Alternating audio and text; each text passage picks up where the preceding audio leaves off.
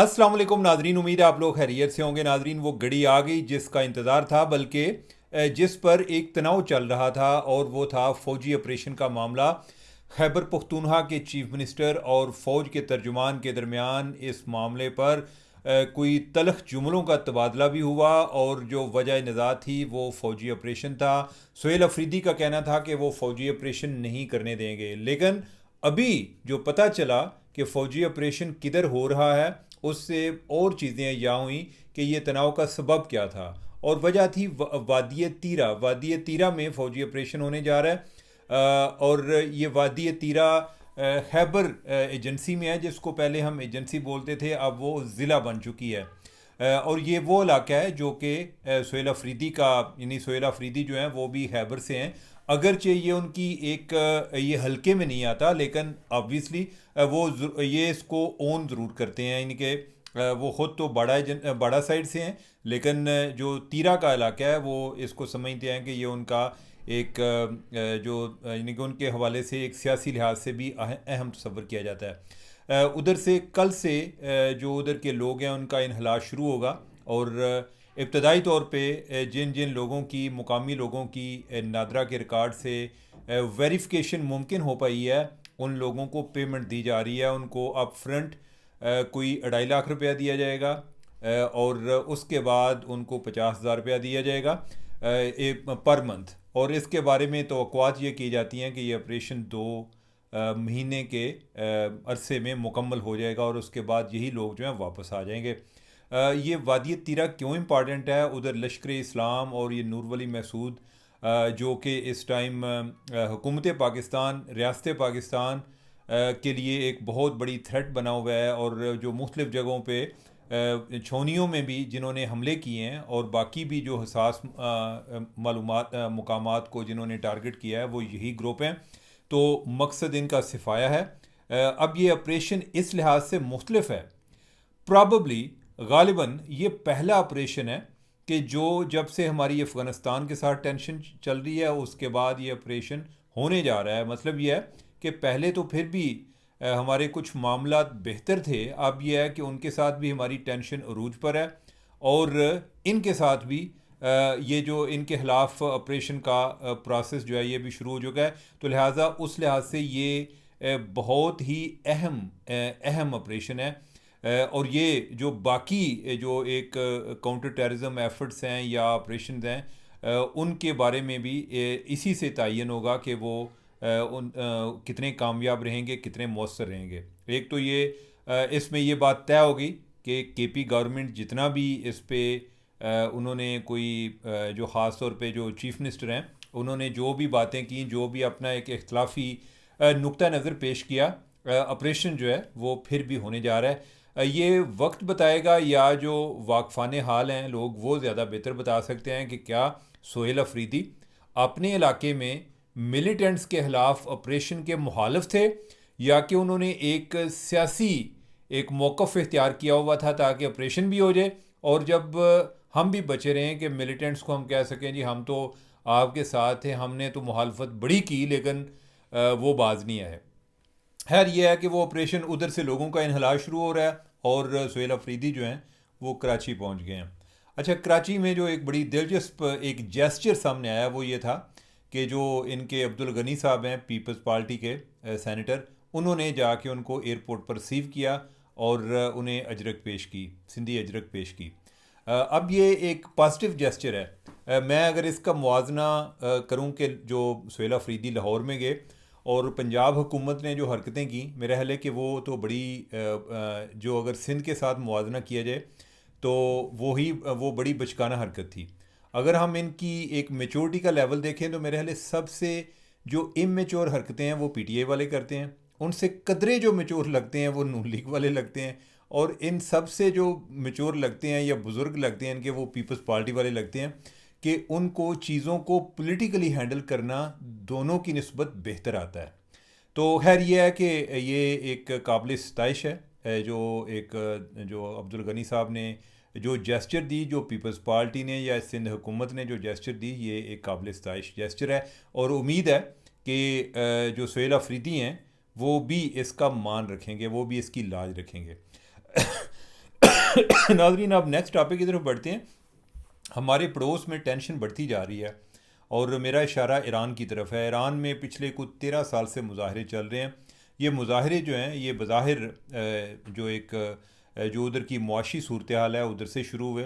उधर करेंसी जो है वो बहुत ही ज़्यादा डीवैल्यू हो चुकी है। जैसे एक होता है ना ज़मीन बोस होना, एक होता है ज़ेरे ज़मीन चले जाना। तो वो इस तरह से है कि जैसे ज़ेरे ज़मीन चली गई हो। यानी कि कोई 10 लाख से ज़्यादा अगर ईरानी रियाल हों तो कोई डॉलर मिलता है। यानी बहुत ज़्यादा करेंसी उनकी डीवैल्यू हो चुकी है। अब यह है कि उधर टेंशन बढ़ गई है। और वेनेज़ुएला का आपने पहले सुना कि जो ट्रंप ने उधर रजीम चेंज की है। अब जो है इस हवाले से ईरान को वो 2 दफ़ा थ्रेट कर चुका है। अभी रिसेंटली उसने दोबारा थ्रेट किया है कि अगर उधर मुजाहिरीन पर उन पर तशद्दुद किया गया तो अमेरिका उनकी मदद के लिए आएगा।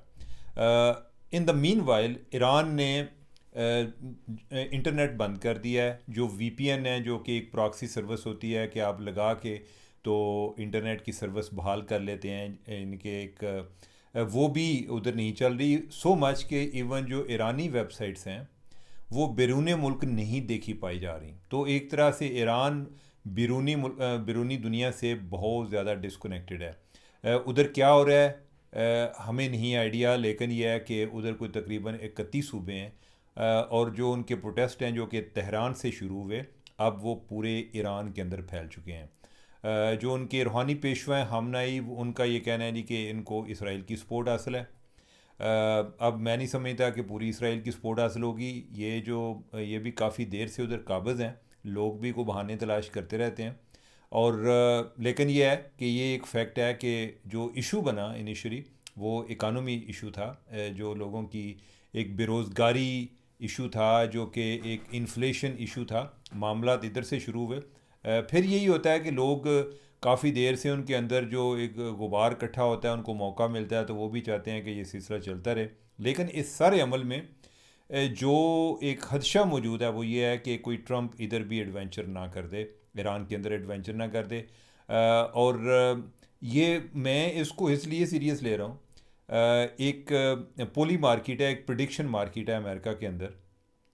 और वो उधर लोग आके अपना अपना एक गैस लगाते हैं या इंफॉर्मेशन की बुनियाद पर कोई एक मार्केट क्रिएट करते हैं। मार्केट आप ये समझें कि एक शर्त लगा लेते हैं कि जी यानी कि ये एक हम इस जैसे नहीं होता जी कि कोई डिबेट होती है जी कि क्या या कोई लेट से कि आप समझें कि कोई टीवी पर ये टॉपिक चल रहा है कोई 8 बजे के प्रोग्राम में कि क्या अमेरिका ईरान पर हमला करेगा। तो आप ये समझें कि ये क्वेश्चन जो है ना इसको उधर मार्केट कहा जाता है। और फिर उधर लोग जो हैं आके बेट लगाते हैं। कोई कहता है जी कि हमला करेगा, कोई कहता है कि नहीं करेगा। और इसमें एक तसव्वुर ये पाया जाता है कि जब लोग बेट लगाते हैं कि अपने अंदाज़े लगाना, जिधर आपका पैसा इन्वॉल्व नहीं होता उधर लोग बड़ी एक बेपरकी छोड़ते हैं, यानी कि वो बेपरकी उड़ाते हैं। लेकिन ये होता है कि जब आपका पैसा इन्वॉल्व होता है तो लोग बड़ा सोच समझ के उस पर बेट लगा रहे होते हैं।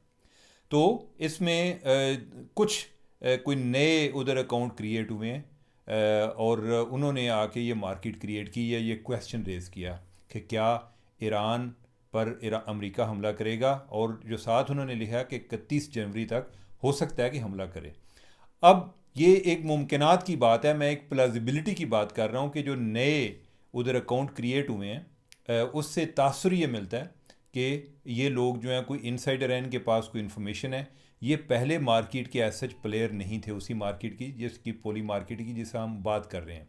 ये नए लोग आए हैं तो हो सकता है कि इनसाइडर हो, इनके पास कोई इतला हो।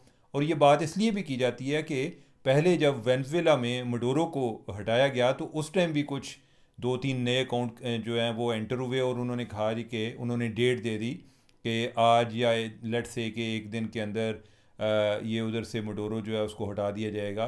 और वो ऐसे ही हुआ। तो इसलिए जब इस तरह की कोई अनयूजुअल मूवमेंट होती है तो उस पर बहुत सारे लोगों के कान खड़े हो जाते हैं, किसी के बाल खड़े हो जाते हैं, किसी का कुछ और खड़ा हो जाता है। तो लिहाजा ओवरऑल यानी कि उससे एक कंसर्न मौजूद है। और ट्रंप का जो एक ऑलरेडी एक ट्रेंड है, उसने एक प्रेसिडेंट बड़ा अनफॉर्चुनेट किस्म का प्रेसिडेंट सेट भी किया है। और उसके बाद ग्रीनलैंड वाले अपनी जगह पर परेशान हैं। जो ताइवान वाले हैं अपनी जगह पर परेशान हैं, उन्हें चाइना से ख़तरा है। जो यूक्रेन वाले हैं वो अपनी जगह पर परेशान हैं। तो इस टाइम पूरी दुनिया परेशान है। तो हमारे पड़ोस में हमें अल्लाह का शुक्र है कि हम डायरेक्ट उसके अभी तक टारगेट पर नहीं है, लेकिन यह है कि हमारा हमसाया मुल्क ईरान जो है उधर टारगेट पर है। तो लिहाजा हमें इस पर नज़र रखनी पड़ेगी। ये कोई बड़ी एक संजीदा एफर्ट हो सकती है। संजीदा का क्या मतलब होगा कि अगर होती है तो उसका मतलब ये होगा कि इधर रजीम चेंज होगा, कि इधर जो एक क्लरिकल इस्टेब्लिशमेंट है जो वो उनको टारगेट किया जाएगा कि इनको हटा के को बाकी जो पॉलिटिकल गवर्नमेंट है वो बनाई जाए, जैसे कि पहले कोई एग्जिस्ट कर रही थी, या कि कोई कम अज़ कम ये वाला सिस्टम ना रहे। तो उस लिहाज से ये एक बड़ा कंसर्न भी है और इसको बड़ा एक क्लोजली वाच करें। अब हम अपने लास्ट टॉपिक की तरफ आते हैं, और लास्ट टॉपिक है शहबाज सरकार के बारे में, शहबाज हुकूमत के बारे में। हमने अगले दिन भी बात की थी, लेकिन यह है कि अफवाहें हैं कि वो दम तोड़ नहीं रही। बहुत सारी अफवाहें चल रही होती हैं और फैलाने वाले भी ऐसे होते हैं, हुलिये होते हैं, ऐसी शक्लें होती हैं कि तासर ये मिलता है कि ये कोई इस्टेब्लिशमेंट के करीब हैं। तो उस हवाले से कोई एक दो लोग जो हैं उन्होंने को दोबारा इस तरह की बात कर दी। पहले तो वडाई साहब ने एक कॉलम लिखा था कि वंडर बॉय के हवाले से, जी कि किसी वंडर बॉय की तलाश है। उसमें कई लोगों का ख्याल था कि शायद मोहसिन नकवी की बात कर रहे हैं, कि मोहसिन नकवी को प्राइम मिनिस्टर बनाने का ख्याल है। लेकिन यह है कि उसके बाद ये जो वंडर बॉय वाला कॉलम है, उसके कुछ अरसे बाद कोई एक दो अकाउंट जो कि नोन, यानी कि जिनके बारे में जाना जाता है, जिनके बारे में कोई एज सच शुबा नहीं है कि वो ISI से हैं, ठीक है। एक मारखोर है, एक अमार सोलंगी, ये दो अकाउंट हैं, और दोनों से अलग अलग वंडर बॉय की तरदीद जारी हुई जी कि इनको ये कौन ख़बरें देता है, या किधर से ये ख़बरें पैदा होती हैं, कैसे जनरेट होती हैं, ठीक है। अब यह है कि उसके बाद फिर भी कोई लोग हैं वो लगे हुए हैं। कोई मोहसिन बेग साहब हैं, उन्होंने कुछ इस तरह का तासुर दिया कि जैसे जो इस्टेब्लिशमेंट है उनकी बेचैनी में इजाफ़ा होता जा रहा है कि शायद हुकूमत डिलीवर नहीं कर पा रही। मोहम्मद मालिक साहब जो हैं उन्होंने भी कोई इसी तरह की बात की थी कि उनको 6 माह का टाइम दिया गया है कि इस दौरान मईशत ठीक करें। अच्छा, अगर नहीं ठीक करेंगे तो उसके बाद क्या हो जाएगा? क्या जब अभी जो इस्टेब्लिशमेंट है, जब से बल्कि आप समझें कि निगरान हुकूमत आई और निगरान हुकूमत से ऑनवर्ड कौन सा ऐसा मौका है कि जब इस्टेब्लिशमेंट की बात ना मानी गई हो? तो मेरा ख्याल है कि इस्टेब्लिशमेंट ही एक मेन प्लेयर है, और उनकी मर्ज़ी मंशा से हटकर तो इवन अपॉइंटमेंट्स भी नहीं हुई। इवन जो फाइनेंस मिनिस्टर होते हैं, जो कि इकानमी को सारा मैनेज कर रहे होते हैं, देख रहे होते हैं, वो तो इस्टेब्लिशमेंट की मर्ज़ी से लगे हुए हैं, ठीक है। तो क्या इनकी इकानमी किसी और ने आगे ठीक करनी है, या इनके पास कोई और सलूशन है, या कोई इन्होंने ऐसी कोई बात की है कि जिसको माना ना गया हो? ऐसी कोई बात नहीं है। और सबसे बढ़कर कि क्या ऐसी बात है भी, या ये लोग छोड़ रहे होते हैं? ये भी एक क्वेश्चन है। यानी कि मैं तो, अगर मुझे कोई ऐसी इन्फॉर्मेशन दे, मेरे पास आए, मैं यानी कि अपने जो हमारे एनालिस्ट हैं, मुझे उन पर भी एक हैरानगी होती है कि जब आपको कोई बंदा ये कहता है जी कि 6 माह का टाइम दे दिया गया है, फॉर एग्जांपल कि आपको किसी ने कह दिया है, तो आपको आपको ये सवाल तो पूछने चाहिए ना जी कि 6 माह के बाद क्या होगा? कौन सी आपके पास जादू की छिड़ी है कि जो मौजूदा हुकूमत की दौर में आप चला नहीं पा रहे, जो कि आपने बाद में चलानी है? और फिर यह है कि क्या, यानी कि ये जो सोर्सेज हैं या जो इस तरह की बात करते हैं, ये कितने को मुस्नद लोग हैं, या वो कितने, यानी कि वो एक फ़ैसला साजी के अमल में इन्वॉल्व हैं या नहीं है? नाज़रीन, मेरे पास तो ऐसे कोई सोर्स नहीं है कि जो मुझे इस तरह की बातें बता रहे हों, लेकिन मेरा एक कॉमन सेंस गेस है, जिस तरह के सवाल मैंने आपसे रेज़ किए हैं, कि ऐसा कोई काम है नहीं कि जो शहबाज शरीफ नहीं कर रहा इस्टेब्लिशमेंट के लिए। तो अगर शहबाज शरीफ जो है वो भी इस्टेब्लिशमेंट को खुश नहीं कर पा रहे, तो फिर कौन आके खुश करेगा? फिर अल्लाह ही है इन्होंने खुश करे, और तो इसका कोई तरीका नहीं है। और सबसे बढ़कर बात यह है, जो यानी कि असल सवाल है, वो ये है कि इन बातों में सदाकत है भी या नहीं है। मैंने आपको बताया कि ISI के अकाउंट जो हैं वो भी इस चीज़ की तरदीद कर रहे हैं, लेकिन इसके बावजूद चीज़ें चलती जा रही हैं। कहने को कई बंदे हैं वो तुक्के लगाते आते हैं, यानी कि उन्होंने हो सकता है 10 तुक्के लगाए हों, उसमें एक ठीक हो गया हो, तो वो कहेंगे अच्छा जनाब तुम साड़ी गल नहीं सो मानते, गल साड़ी ठीक हो गई है कि नहीं। और भाई ये बात नहीं होती, कोई मेथडोलॉजी भी होती है ना, यानी कि आपने उसकी बुनियाद पे चीज़ों को चेक करना होता है ना। ये तो नहीं कि आपने 10 तुक्के लगाए तो एक दफ़ा ठीक होगी। तो अब यह है कि हम जिस मुल्क में रहते हैं इधर चीज़ें अनहोनियाँ भी होती हैं, इधर कोई हमारे यहाँ पॉलिटिकल इंस्टेबिलिटी एक उसकी एक हिस्ट्री मौजूद है। उस तनाज़र में जब भी कोई ऐसी बात आती है तो उसको हर बंदा संजीदा लेता है कि हो सकता है जी को कोई आइंदी गल हो। लेकिन यह है कि मुझे यानी कि एज़ ऑफ नाउ मुझे इसमें कोई सदाकत नज़र नहीं आती।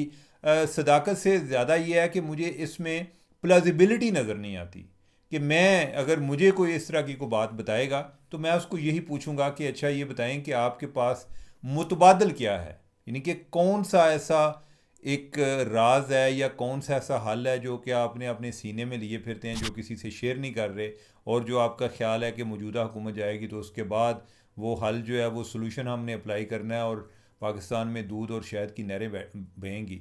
तो मैं तो इस तरह के सवाल पूछूंगा कि क्या है, यानी कि ये नहीं है जी कि मुझे किसी ने बताया और मैं आख्या कि मैं जाके लेना उनके लिए क्या ही दें। या ये है कि कम अज़ कम और नहीं तो लोग भी इंगेज होंगे, वो इस तरह की बातें बड़ा ध्यान से गौर से सुन रहे होते हैं जी कि जनाब लगता है कि हुकूमत जा रही है।